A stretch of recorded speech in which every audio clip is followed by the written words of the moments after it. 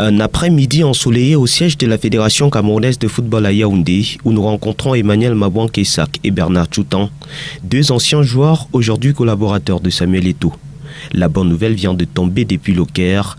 Le président de la Fédération camerounaise de football est désormais membre du comité exécutif de la CAF. On ne peut qu'être content. Vous voyez l'ambiance qu'il y a à la Fédération depuis ce matin. Tout Camerounais doit être fier que aujourd'hui la zone UNIFAC est représentée toujours par un Camerounais. Donc le regard qu'il va apporter, celui du footballeur, celui du président de la Fédération aujourd'hui, dans le contexte où nous sommes, va être une très très bonne chose pour le commerce. Vous savez, le commerce c'est un organisme où vous avez beaucoup de gens qui, on dit souvent qu'ils font la politique, qui connaissent plutôt qui ont les habitudes un peu qui sont différentes du footballeur lui-même.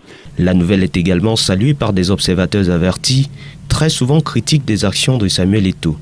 C'est un homme qui a de la poigne, qui a de l'abnégation. Quand il veut, il part chercher.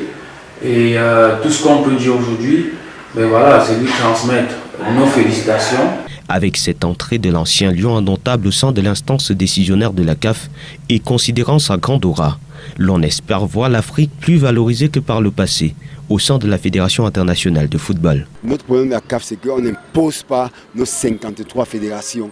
Et ce n'est pas normal. On doit commencer à entendre nos rapports de force. Donc quand on va négocier certaines choses, on doit négocier sans avoir peur. Et je pense qu'il a ça. Le footballeur qu'il était n'avait pas peur d'entrer dans un terrain de football. Même quand il jouait dans une grosse nation, il savait qu'il pouvait gagner. Et il gagnait.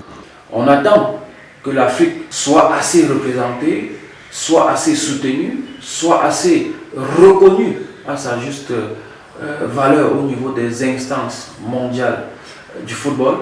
Et je peux vous garantir qu'avec l'arrivée d'un monsieur comme Samuel Eto'o au niveau du comité exécutif de la CAF, les choses vont bouger. L'on rêve surtout d'un lendemain meilleur pour le football jeune dans la zone Afrique centrale, où les talents demeurent moins développés qu'ailleurs sur le continent.